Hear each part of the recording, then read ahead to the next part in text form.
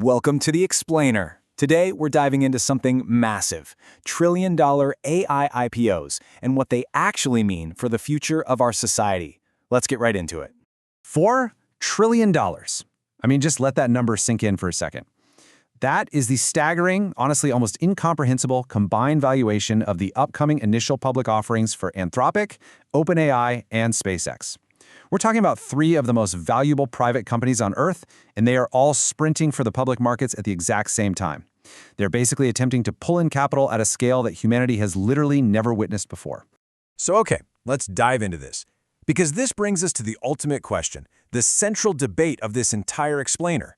Are we funding the bedrock of a glorious new automated society where infinite compute power solves all our hardest problems? Or are we blindly feeding the most catastrophic, cash-burning financial bubble in history? To really wrap our heads around this, we have to look at the terrifying speed of the technology itself. Think about it. Back in 2019, an AI model could barely string together a fake news headline. A year later, it's writing poetry. Fast forward to 2023, and it's passing the bar exam. This exponential leap is driven by what researchers call scaling laws. It's basically this wild discovery that if you just feed an AI more data, make the model bigger, and throw massive amounts of computing power at it, it just gets exponentially smarter. And there seems to be no ceiling. Well, in late 2020, this exact realization absolutely terrified Dario Amodei, the VP of Research at OpenAI. He was so deeply concerned by the sheer speed and the potential danger of these scaling laws that he, along with a handful of top minds, literally walked out the door to start a rival company. And that fear wasn't just an isolated incident. Just listen to this haunting admission from the godfather of AI, Geoffrey Hinton, who actually quit his job at Google just so he could warn the world. He said, "I console myself with the normal excuse that if I hadn't done it, somebody else would have." Wow, right? It sounds exactly like a man comforting himself after building a nuclear weapon. The existential dread that these top researchers are feeling about human extinction risks is profoundly real. And honestly, it formed the foundational philosophy of Dario Amodei's new company, Anthropic. And this brilliantly illustrates the massive philosophical split happening right now in the AI race. How do you actually keep a super smart machine from doing harm? Well, OpenAI relied on something called reinforcement learning from human feedback, or RLHF. Basically, they hired armies of humans to manually rate millions of AI responses. But as you can guess, that's incredibly expensive, it's slow, and worst of all, it kind of just teaches the AI to adopt the hidden biases of its human graders. Now, Anthropic took a completely different path. They invented what they call constitutional AI. They literally gave their AI a rulebook, a constitution, and taught it to argue with itself, grade its own responses, and align itself to strict safety principles, all without needing that giant army of human judges. And here's the thing, that relentless obsession with safety, it completely shifted the market. By officially structuring themselves as a public benefit corporation, which legally binds them to optimize for safety over sheer profit, Anthropic became the ultimate trusted tool for enterprise businesses.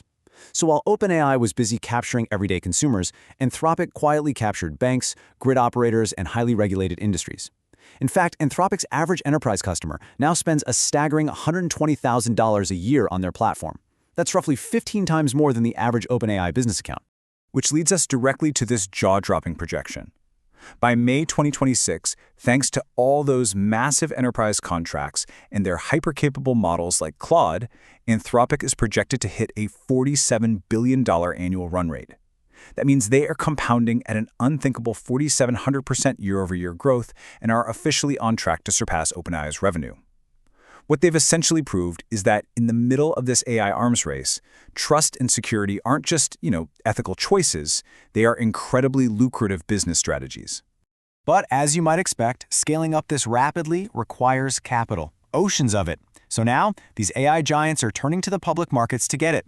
To put this in perspective, during the entire infamous .com bubble, a total of $164 billion was raised. Now look at this. The combined upcoming IPO raises of just SpaceX, OpenAI, and Anthropic are projected to hit $180 billion. Let that sink in. 3 single companies are demanding more capital from the public markets than the entirety of the .com bubble combined. No way, right?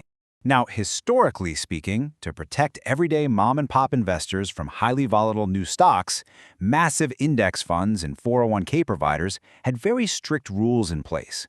They required a newly public company to show consistent profit and go through a 90-day seasoning window before the index fund was even allowed to buy the stock. It acted as a necessary safety buffer. But the sheer scale of these new IPOs is effectively rewriting the rules of modern finance. That safe 90-day window, it's being aggressively slashed down to just 5 days.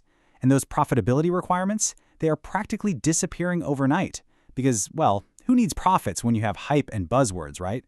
But here is what you should really take away from this. $30 trillion in passive retirement funds and 401ks are basically going to be forced to immediately absorb shares of these unproven cash-burning IPOs. So what does this all mean? Is this a brilliant bet or a completely disastrous mistake?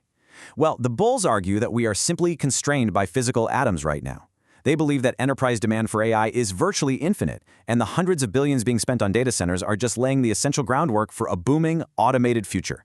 On the flip side, the bears are waving some massive red flags. They are warning of a rock-com bubble, pointing out that these model companies are horrifyingly unprofitable. They're burning tens of billions of dollars a year, all while their enterprise customers are genuinely struggling to measure any actual, tangible return on their investment.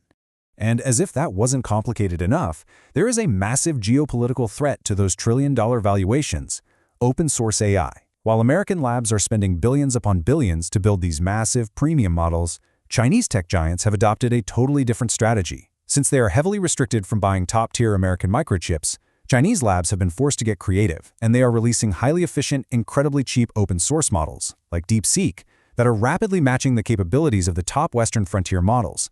The price difference here is literally market-shattering. Right now, Anthropic's top Claude model costs 9 times more to run than the most capable Chinese open-source alternative.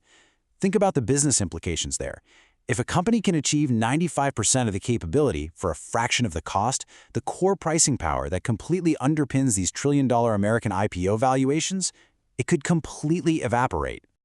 But American startups recognize this squeeze, and they are actively fighting back. Companies like Cohere are sidestepping the massive consumer models entirely. Instead, they're building highly secure, hyper-efficient, smaller models designed specifically for places like banks, defense contractors, and energy grids. They offer totally private, air-gapped deployments that run on just a handful of chips. This ensures that national security data never even touches the open internet, let alone a foreign-built model. Okay, let's zoom out from the balance sheets for a second and look at what this all means for humanity as a whole. The simultaneous IPOs of these tech behemoths are projected to create more billionaires in a single year than at any other time in history.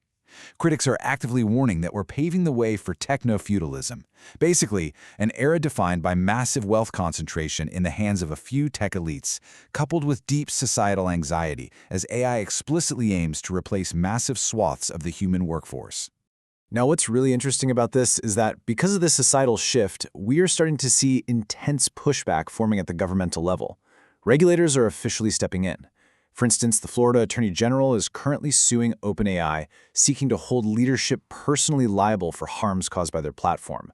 They specifically cited their insatiable quest to win the AI arms race and amass large fortunes. So we are seeing a growing legal and existential tension between the explosive growth of these companies and overall public safety. So the absolutely crucial point is this. We are entirely reallocating the capital, resources, and energy of our society toward a technology that openly promises massive social dislocation. We are trusting a handful of executives with the infrastructure of tomorrow. We have to ask ourselves, is our civilization actually prepared to handle a shift of this magnitude? I want to leave you with a final provocative thought that really puts the sheer scale of this into perspective. Right now, in the United States, the amount of money being spent to build AI data centers has equaled the amount of money spent on public transportation infrastructure. We are literally spending as much on private computer servers as we are on the roads, bridges, and transit systems that hold our physical society together. And the wild part?